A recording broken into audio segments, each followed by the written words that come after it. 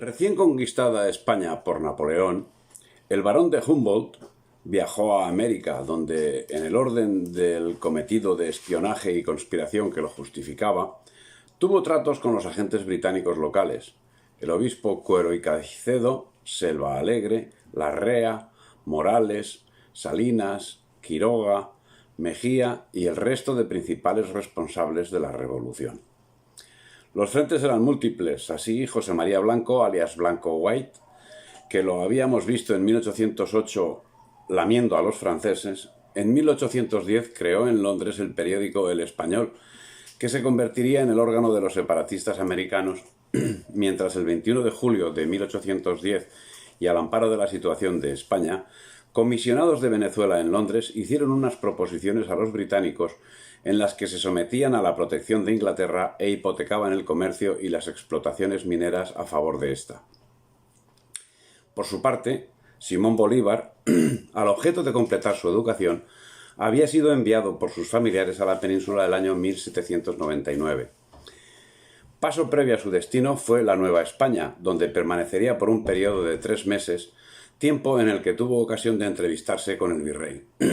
Volvió a Caracas en 1802, de donde partió a Europa en 1803, y tras contactos con personajes de la masonería volvería en 1805 con el grado de maestro masón, tras haber evolucionado al compás de la misma masonería de una acendrada admiración por Napoleón a una oposición contumaz, la cual lo había acercado a la órbita británica, tomando relación con Humboldt, Oudinot, de Lagarde, etc. En 1806 estaba de vuelta en Caracas, dispuesto a colaborar con la intentona inglesa encabezada por Miranda, y en 1809, tras los sucesos del 19 de abril, fue comisionado junto a Andrés Bello y Luis López Méndez para informar al gobierno británico de las novedades ocurridas y para ponerse bajo su protección, según nos relata puntualmente Daniel O'Leary, el comisionado extraoficial británico para controlar los pasos del Libertador. ¿Qué hizo brotar el odio contra España en Bolívar? Es cuestión que alguien podrá investigar. Pero en cualquier caso, no era compartido ese sentimiento en el seno familiar. La hermana de Bolívar, que acabaría siendo desterrada por el Libertador, era monárquica y declaradamente patriota, la cual se comprometió con la causa de España escondiendo en su casa a quienes huían del sanguinario Bolívar, a quien calificaba públicamente como loco. En defensa de esta mujer tuvieron que salir algunas personalidades. Don Alejo Ruiz, quien era secretario de Estado y del Departamento de Hacienda de Indias, comunica a su majestad las acciones de Bolívar, María Antonia, a la vez que aboga por ella en estos términos: Señor, la desgraciada hermana del rebelde caudillo Simón Bolívar, contenida en esta instancia, es una heroína de la lealtad. Me consta, y es bien notorio, y lo ha declarado la Real Audiencia de Caracas, que su hermano la maltrató y persiguió, la hizo emigrar con violencia, por haber sido siempre de conducta y opiniones contrarias a las suyas. Siempre unida a la causa de vuestra majestad, salvó la vida a muchos buenos españoles, refugiándolos en su casa y haciendas. Y con un mérito tan sobresaliente y con bienes cuantiosos que la están mandando desembargar y entregar, prefiere vivir pobremente del trabajo de sus manos en esta isla fiel para no exponerse a los riesgos y convulsiones de su patria, ni encontrarse con un hermano que la ha causado todos sus infortunios. El odio que Bolívar destilaba contra España lo manifestaba en todos sus comunicados con expresiones insultantes, llamándoles bandidos. Así, en la arenga lanzada a los soldados que marchaban a Maracaibo el 6 de octubre de 1813, decía: «Nuestras armas libertadoras han vengado a Venezuela, inmolando a los tiranos que tan pérfidamente la engañaron para sacrificarla a sus miras de ambición y avaricia. La sangre de estos monstruos apacigua el clamor de los manes de nuestras víctimas. Ya ellas están satisfechas y el honor nacional vindicado. Mas nuevas glorias os esperan en los campos de Coro, Maracaibo y Guayana. Partid, pues, a libertar a vuestros hermanos que gimen bajo el yugo español». Esa misma idea era defendida por Camilo Torres, quien, como presidente del Congreso de la Nueva Granada, emitió un comunicado el 20 de mayo de 1813 en el que afirmaba: «Sacrificad a cuantos se opongan a la libertad que les ha proclamado Venezuela y que ha jurado defender con los demás pueblos que habitan el universo de Colón, que solo pertenece a sí mismo, y que ni por un momento debe consentir en depender de un pueblo ultramarino que ya no existe, por haber sido envuelto en otra nación. Levantaos contra vuestros opresores, abandonadlos a su perfidia, huid de la seducción y del engaño, que son los medios de que se valen para empeñaros en una guerra contra vosotros mismos. Ese odio por España tenía un compañero de viaje, el amor por Inglaterra. Los ratos que Bolívar podía sustraer a sus urgentes ocupaciones los dedicaba diligentemente y con asidua aplicación al estudio de la Constitución británica, y fue tanta su admiración por las instituciones inglesas que formó la resolución, si alguna vez llegaba a obtener influencia suficiente en su patria, de trasplantar a ella esas instituciones, hasta donde lo permitiesen las diferencias de clima, costumbres e inveteradas preocupaciones. Eso lo decía el relator Oleari, tantas veces citado. Envenenados por el odio y abrazados a la masonería y a Inglaterra, los libertadores declaraban: «Independencia o guerra de exterminio». Es un delirio pensar jamás en reconciliación de la América con la España. Siguiendo esa consigna, el año 1813 dio comienzo a la guerra de exterminio que despobló al país, llevándose la vida de unas 200.000 personas, el 20% de la población existente en 1800, si damos crédito a las informaciones de los historiadores. En el interín había llegado el momento del protagonismo de otro libertador, San Martín, que fue el encargado de perfeccionar el Acta de París de 1797. En cumplimiento de la misma, obtuvo el reclutamiento de cerca de 7.000 ingleses que generosamente, sin ánimo de lucro. Y como siempre, ha sido proverbial en el espíritu británico. Como aclaración para los incautos, me permito señalar que se trata de una ironía. Pues que aportaron también más de 50 barcos y gran cantidad de armas y municiones. En mayo de 1815, tras la derrota de la Segunda República Venezolana, Simón Bolívar se refugió en Jamaica, principal estación británica en el Caribe. Era al mismo tiempo epicentro y refugio de las fuerzas patriotas, entre comillas, no solo del norte de América del Sur, sino también de América Central y de México, y es ahí donde redactaría la famosa carta a la que hemos hecho referencia más arriba. En esa carta, además de un discurso lleno de falsedades que ya han sido apuntadas, Bolívar no dejaría de señalar el camino de la sumisión a potencias extranjeras, cuando en la misma dice: «Luego que seamos fuertes, bajo los auspicios de una nación liberal que nos preste su protección, se nos verá de acuerdo cultivar las virtudes y los talentos que conducen a la gloria. Entonces seguiremos la marcha majestuosa hacia las grandes prosperidades a que está destinada la América meridional». ¿A qué nación liberal se refería? Pero es que en su carta de Jamaica ya señala Bolívar la implantación de la voluntad británica, a la que servía. Lo apunta cuando refuerza la idea británica de trocear América en naciones independientes que favoreciesen el control británico del continente. Es una idea grandiosa pretender formar de todo el mundo nuevo una sola nación con un solo vínculo que ligue sus partes entre sí y con el todo. Ya que tiene un origen, una lengua, unas costumbres y una religión, debería, por consiguiente, tener un solo gobierno que confederase los diferentes estados que hayan de formarse. Hasta ahí no estaría mal. Pero sigue. Mas no es posible, porque climas remotos, situaciones diversas, intereses opuestos, caracteres desemejantes, dividen a la América. En fin, su dependencia de Gran Bretaña y Francia la deja patente en el discurso de Angostura de 15 de febrero de 1819, cuando dice: «Encontramos la Inglaterra y la Francia llamando la atención de todas las naciones y dándoles lecciones elocuentes de todas especies en materia de gobierno. La revolución de estos dos grandes pueblos, como un radiante meteoro, ha inundado el mundo con tal profusión de luces políticas que ya todos los seres que piensan han aprendido cuáles son los derechos del hombre y cuáles sus deberes». Ese discurso fue publicado también en inglés, traducido por James Hamilton. El 18 de marzo estaba en prensa la versión inglesa debida a James Hamilton. Lo atestigua Francisco Antonio Cea en la carta que el mismo día dirige a Bolívar desde Angostura, en la que manifiesta: «El discurso de usted en inglés se está imprimiendo ya. El señor Hamilton, aunque resentido con usted a causa de la repartición de mulas, ha puesto su nombre en la traducción y cree que producirá en Inglaterra un grande efecto. Por esto se le ha dado la preferencia para la impresión, antes que otro haga por las gacetas una mala traducción.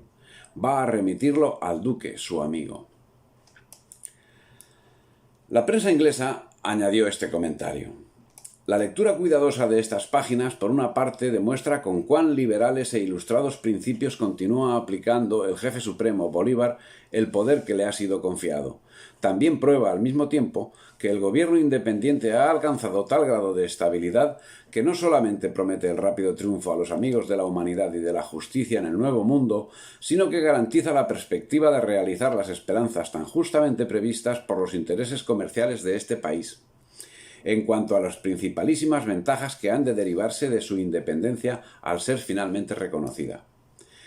Gran servicio el que le hacía la prensa inglesa, y eso, la capacidad de tener prensa al servicio del separatismo, era una cuestión que los británicos se esmeraron en alimentar en el espíritu de sus agentes americanos, llegando a crear en ellos una honda preocupación por el asunto, que pronto vino a ser resuelta por ellos mismos, como no podía ser de otro modo. Así, en 1817, Bolívar se hizo con una que llevaba un rótulo, The Washington Press, que sería manejada por el inglés Andrés Roderick, ayudado por el también inglés Thomas Taverner. En 1821, Roderick cedería el puesto al también inglés Thomas Bradshaw y este a Guillermo Burrell Stewart. Quien sembró esta inquietud no fue otro que James Hamilton, el mismo que tradujo y divulgó el discurso de Angostura. Era Hamilton, según Grasses, comerciante inglés establecido en Angostura desde abril de 1818. El gobierno le concedió en arrendamiento extensas tierras en Quasipati y en otros territorios de misiones, y le confió además algunos encargos en las Antillas para conseguir elementos de guerra y vestuario para los ejércitos patriotas. Partidario de la liberación americana, desempeñaba Hamilton una suerte de agencia oficiosa en relación con Inglaterra. La traducción del discurso de Bolívar fue hecha por su propia iniciativa. Los asuntos comerciales y de explotación agrícola y ganadera de Hamilton suscitaron frecuentes reclamaciones de que se habla en diversas sesiones del Congreso de Angostura. El agradecimiento de Bolívar a los británicos se manifiesta con mucha frecuencia en concesiones de todo tipo y públicamente no se recataba en exceso a la hora de manifestar su sometimiento. Así, en el mensaje a los habitantes de Nueva Granada de 30 de junio de 1819, dice: «De los más remotos climas, una legión británica ha dejado la patria de la gloria por adquirirse el renombre de salvadores de la América. En vuestro seno, granadinos, tenéis ya este ejército de amigos y bienhechores, y el Dios que protege siempre la humanidad afligida concederá el triunfo a sus armas redentoras». Armas redentoras que masacraron las poblaciones, armas redentoras que sometieron a la hispanidad entera. Armas redentoras que literalmente vaciaron las arcas de los virreinatos y transportaron los tesoros para mayor gloria de Inglaterra. Armas redentoras que exterminaron pueblos indígenas. Armas redentoras bajo cuyo auspicio se hundió el mercado de toda la hispanidad en beneficio exclusivo del mercado británico. Armas redentoras que, necesitando bases militares, no dudaron en quedarse gentilmente con las Islas Malvinas o con la Guayana. Lamentablemente, en este caso no hablamos de historia negra inventada, sino de historia. Mejor tratada y con menos saña queda expuesta la idea por Pedro Muñoz, contemporáneo de los hechos, quien afirma: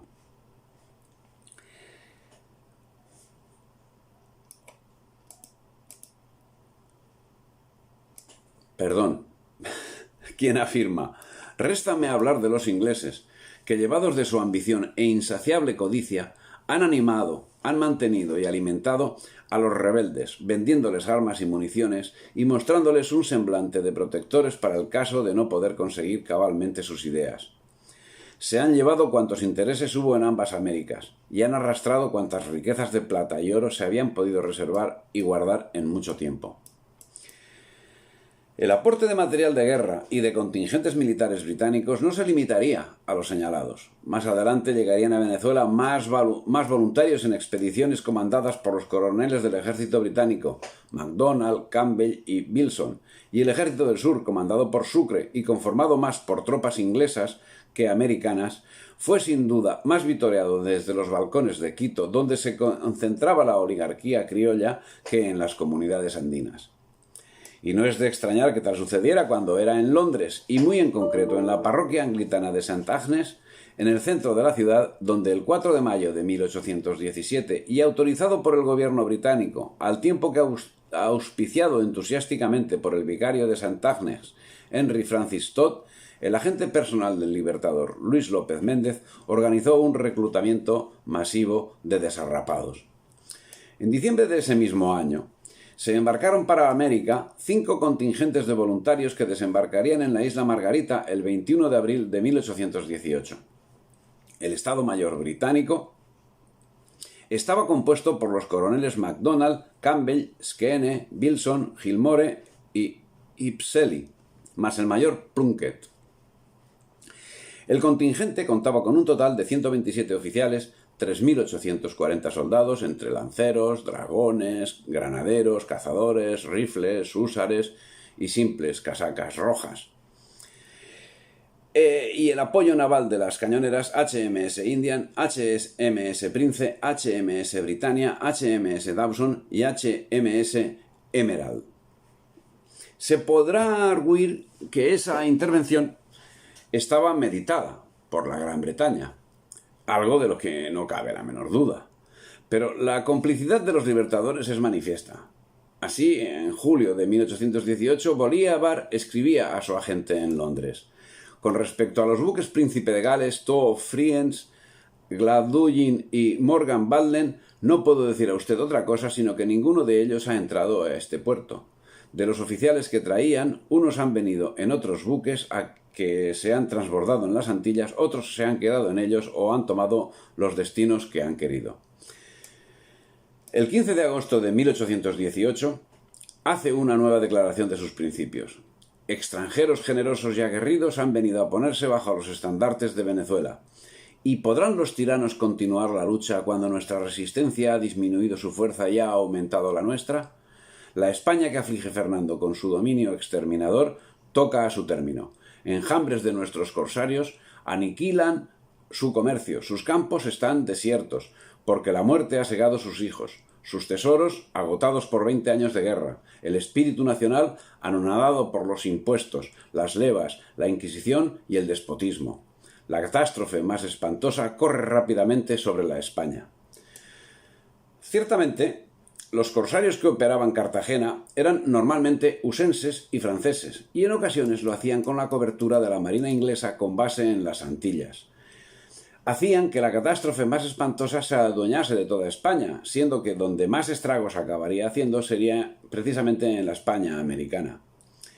Por supuesto, a los libertadores no les quedaba más que echar flores a sus protectores británicos, quienes les suministraron toda la ayuda que necesitaron. Primero ayuda económica y luego ayuda militar. Ayuda económica que tuvo varias vertientes, una de ellas, sin lugar a dudas, la menos significativa, la de mantenimiento de los agentes antes de la separación.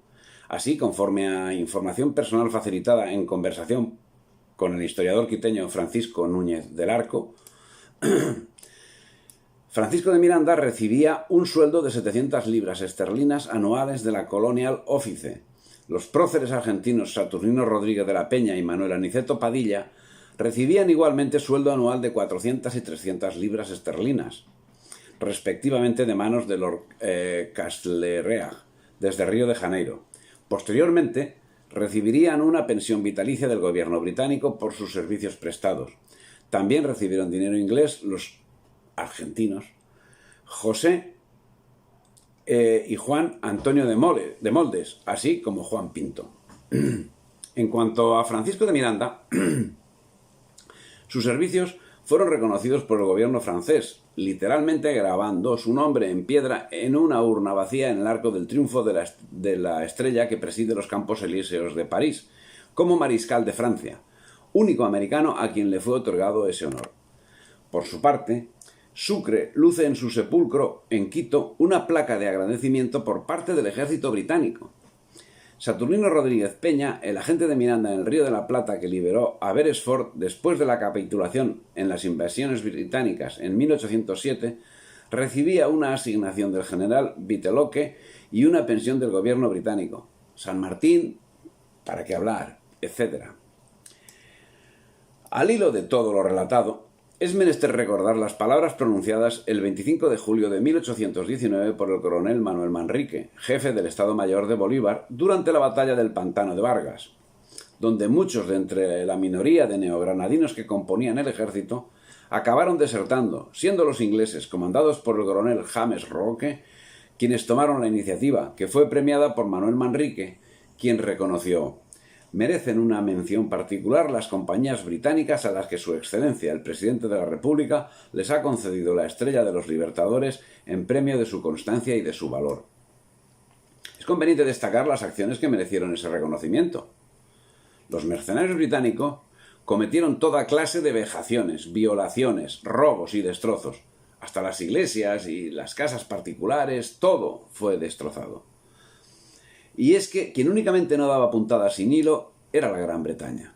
Porque allí siempre han tenido muy claro que, aunque Inglaterra había ayudado a liberar la península de las fuerzas de Napoleón, para la mayoría de los británicos, y por supuesto para el gobierno británico y la monarquía británica, España era, es y será el enemigo.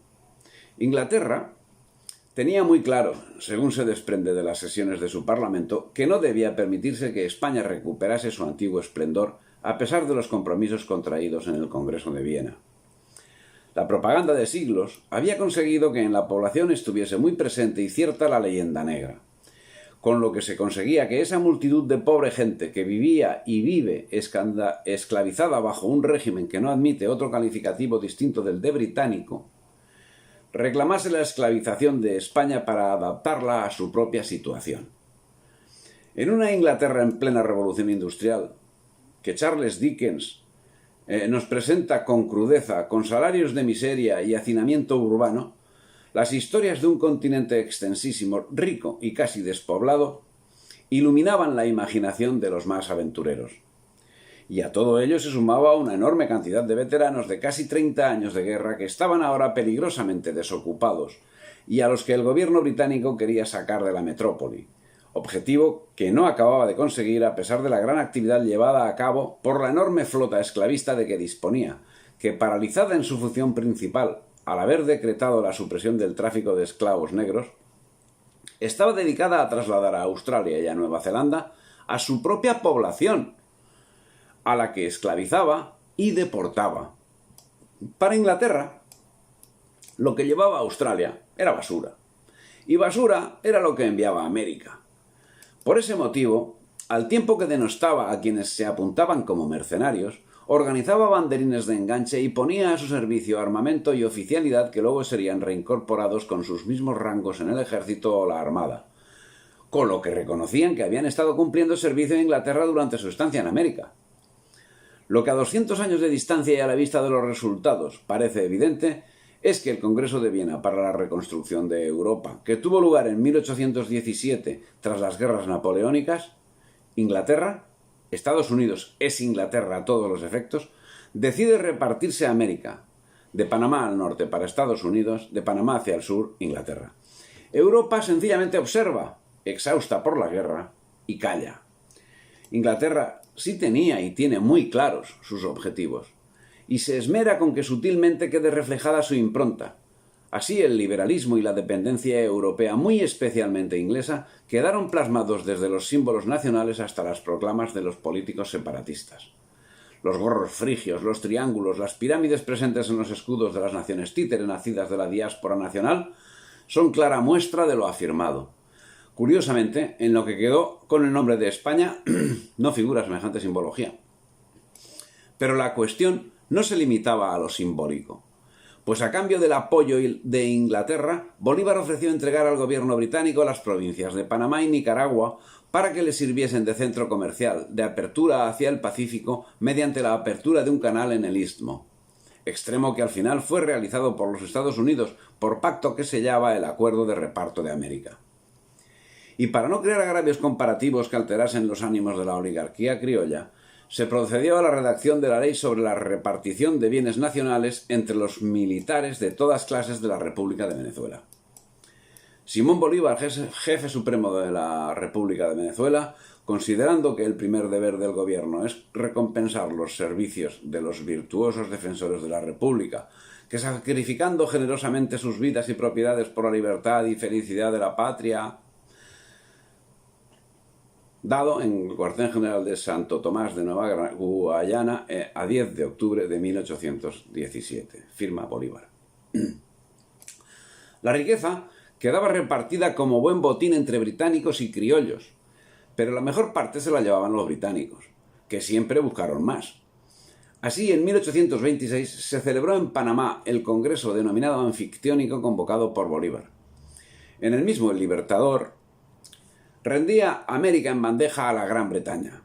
Planteó varios extremos que culminaban con que Inglaterra alcanzaría ventajas considerables por ese arreglo. Unas ventajas que se concretarían en primer lugar en la consolidación e incremento de su influencia en Europa. Una circunstancia que se vería netamente apoyada por asentarse en América como árbitro económico y político, con lo que obtenía un lugar de privilegio para sus relaciones con Asia. Y en esta dinámica, aseveraba Simón Bolívar, con los siglos llegaría a conformarse una nación cubriendo el universo. Uno de los ideólogos liberales que desarrolló su actividad en Centroamérica, Pedro Molina, fue designado miembro del Supremo Poder Ejecutivo en 1823, donde fue presidente al comienzo y en 1824 operaba como embajador en Colombia y en el Congreso de Panamá que convocara Simón Bolívar.